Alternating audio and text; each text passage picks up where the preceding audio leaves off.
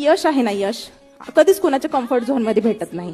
म्हणजे मी जर ठरवलं की मी कॉलेजमध्ये मस्ती करेल, मी माझ्या फ्रेंड्ससोबत टाइमपास करेल, मी मूवीजला जाईल, मी झोपेल मस्त जेवढे ठरलेलं आहे आणि मी यशस्वी पण होईल, हे प्रॅक्टिकली कधीच खरं नसतं. कधीच खरं नसतं. तुमचं जे यश आहे ना, हे तुमच्या कम्फर्ट झोनच्या कुठेतरी बाहेरच असतं आणि ते तुम्ही स्वतःला ना, आणि ते करत असताना तुमच्या मनामध्ये कधीच खंत नाही वाटली पाहिजे की मला असं कधीच नाही वाटलं की माझे फ्रेंड्स सगळे एन्जॉय करत आहेत, कॉलेज एन्जॉय करत आहे, आपण काय कुठलं सिरियस होऊन बसलोय, असं कधीच तुमच्या मनाला वाटलं देखील नाही पाहिजे. बिकॉज तुम्ही तुमच्या लाईफचे हे कन्स्ट्रक्टिव्ह इयर्स खूप चांगल्या गोष्टीसाठी, प्रोडक्टिव्ह गोष्टीसाठी खर्च करताय. आयुष्यामध्ये कष्ट, मेहनत ही कुणाला चुकलेली नसते. तुम्हाला आत्ता करायची किंवा आयुष्यभर करायची. त्यामुळे तुम्ही एकदम झोकून देऊन केलं तर एक्सक्युजेस देण्यासाठी कारण नसतं. आणि एकदम कम्फर्ट झोनच्या बाहेर निघा. तुमच्या एक्सक्युजेस कधीच स्वतःला देऊ नका. आणि मी तर आता हे सगळं पाहिलं, सरांचं इथं इतकं छान काम आहे, त्यामुळे असं कुठलंच हे नका की पुण्यातच, असं स्पेसिफिकली नाही. मी पुण्यात जरी राहत असले तरी माझं घर खूप लांब होतं.